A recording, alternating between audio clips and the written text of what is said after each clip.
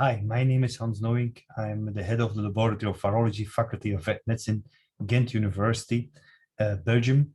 And I will present now a talk entitled Exposing the Secrets of the Nephrocomplex, formerly known as antennal gland, a major portal of entry for pathogens in shrimp.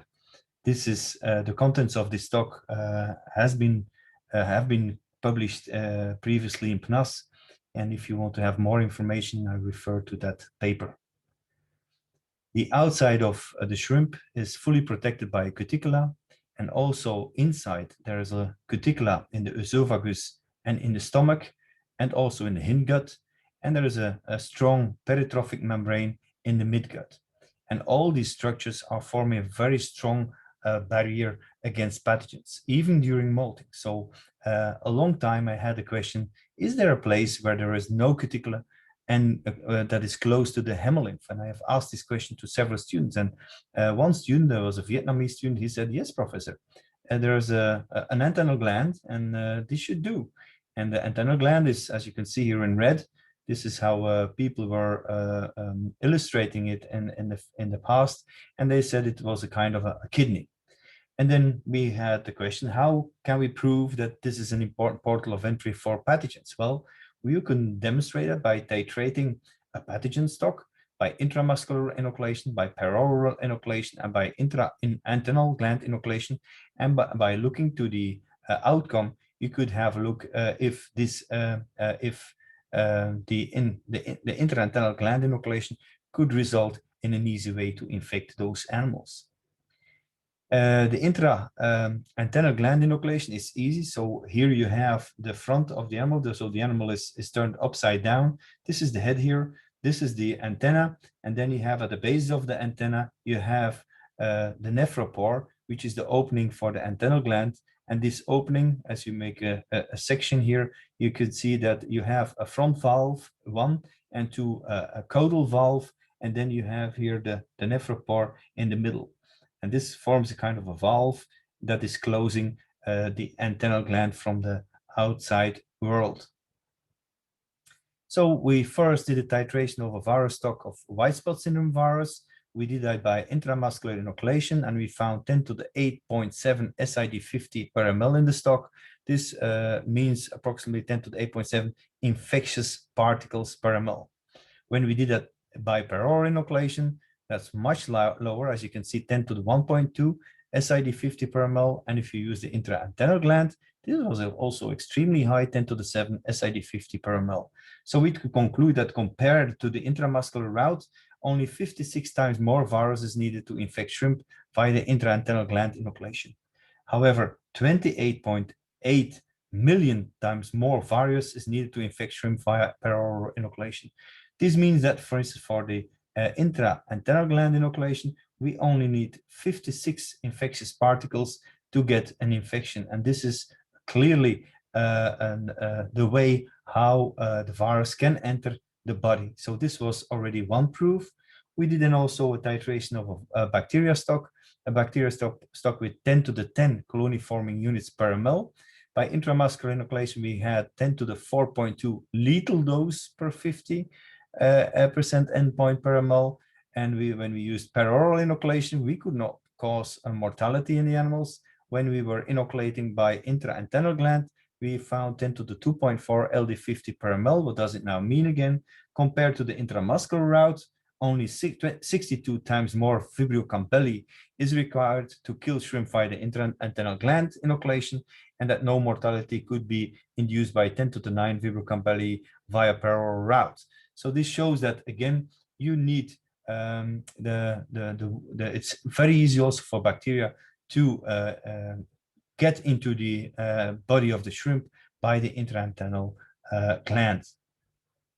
A second experiment that we did was inoculation of 10 to the 5.5 SID50, so infectious particles of white spot syndrome virus via nephropore, and then looking for viral antigen positive cells or for infected cells. And we found out that at 18 hours post-inoculation, we found positive cells only in the antennal gland, and only later at 24 hours, we find it all over the shrimp's body. So the virus was first replicating in the antennal gland and then was moving all over the animal's body. And then we did a third experiment. We did a natural inoculation by immersion of shrimp in 1 liter water with 10 to the 5.5 SID50 per ml of white spot syndrome virus. And we did that during a salinity drop. So we dropped the salinity from 35 grams salt per liter to 5 grams salt per liter. And we know that this is causing extensive urination and opening of the nephropore. And then afterwards, we collected urine and hemolymph, and we did qPCR. And these are the results. So you can see that at 0 hours, we didn't find anything. At 12 hours, you can see that 14 out of 15 animals were positive in urine, whereas only 4 out of 15 were positive in the hemolymph. And you can see at 24 hours, all the animals became positive in the hemolymph. So this demonstrates that there was first a replication in the antennal gland, and then later on that the virus invaded inside the animal, infecting all tissues. So this was a clear proof that the antennal gland is indeed an important portal of entry for pathogens. And then we asked the question, how does the antennal gland look like? Because there was not a lot of information in literature. So we made cross sections of the cephalothorax. We did an hematoxylin eosin staining, and we did a 3D reconstruction. And these are the results we had. So to orient yourself, this is the head of the animal. This here is the tail of the animal. Here you have in the front, you have the kidney part. You have here in brown, you have the coelomosac and the proximal and distal tubules. Then you have here in green in the front, you have the loops of Henle. And then you have in green at the bottom here, you have the bladder of the kidney. Then you have here the nephropore. And here, very important, there were new things that we found. These are the diverticles, big bags that can be filled, just filling the cephalothorax. Here you can see in brown here, this is the stomach. Here you have in yellow, you have the hepatopancreas. And I will try to turn around to show you the structure. So here you have the kidney, then you have here the bladder, the diverticle left. And if you turn around, you can see the diverticle on the right, as you can see here. And again, you have here the right bladder with the nephropore here, and here is the right kidney. So this is a symmetrical structure, much bigger than ever mentioned. And very important are these big diverticles in the animal. So very important to mention here is that the antennal gland is a wrong word. It's not a gland. It's just a kidney with a complex of diverticles. And that's why we call it, from now on, we call it the nephrocomplex. And the nephrocomplex, indeed, it doesn't have a cuticle, and it's indeed close to the hemolymph. So that's why it's so easy for the virus, when it's getting in, to invade and to infect a shrimp. Important also to mention is that we demonstrated by the use of by an experimental approach, we could demonstrate that it is impossible to have fluids getting from out inside the animal by just pressure. It was only possible when you were pushing it from inside out. So for urinating, the animal will just increase the pressure, and this will cause urination. Now we can come up with some models. So this is the portal of entry. So if we do, first of all, if we intubate the nephropore like we demonstrate here, then the viruses or bacteria can enter. Then the viruses will replicate as demonstrated before and will invade into the body.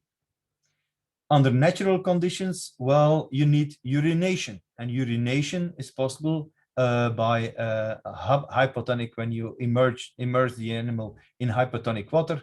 Also during aggression, feed uptake and molting, what you have is the animal will use muscle contractions because there is no muscle in the wall of the bladder. So the animal will use muscle contractions to put some pressure on the bladder. So the pressure increases, and then the valve will open and the urine will get out. Very important to mention is at the end of urination, there is a sudden stop of muscle contraction, and you get a kind of a small vacuum. and this is causing some influx of external water. And we have demonstrated that this is also the moment for pathogen influx. We have demonstrated that experimentally with the use of beads. If you want to have more information on that, I'll refer to my paper. So this is the moment of, for at the end, when there's a vacuum of pathogen influx, the pathogen gets in, will infect the whole structure, and will invade over the whole body of shrimp.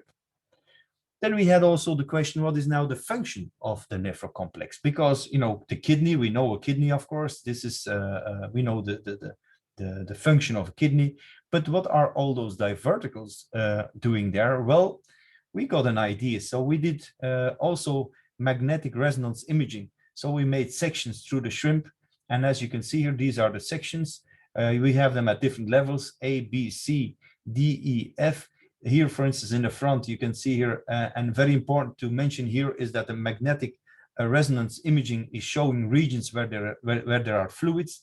You can see here the bladder at two sides, and on the top you can see here this the cranial diverticle here on top, and you can see them, all those white pictures, they just fluids. And here at the end, this is the caudal diverticle, and you can see there are two caudal diverticles, left and right, and there's the kind of triangles here. And what we did was we compared the volume of the caudal diverticle with the hepatopancreas, and we made a ratio, and we could see, as you can see here, we could see that there is a fluid coming up, and this is D1, D2, that this is the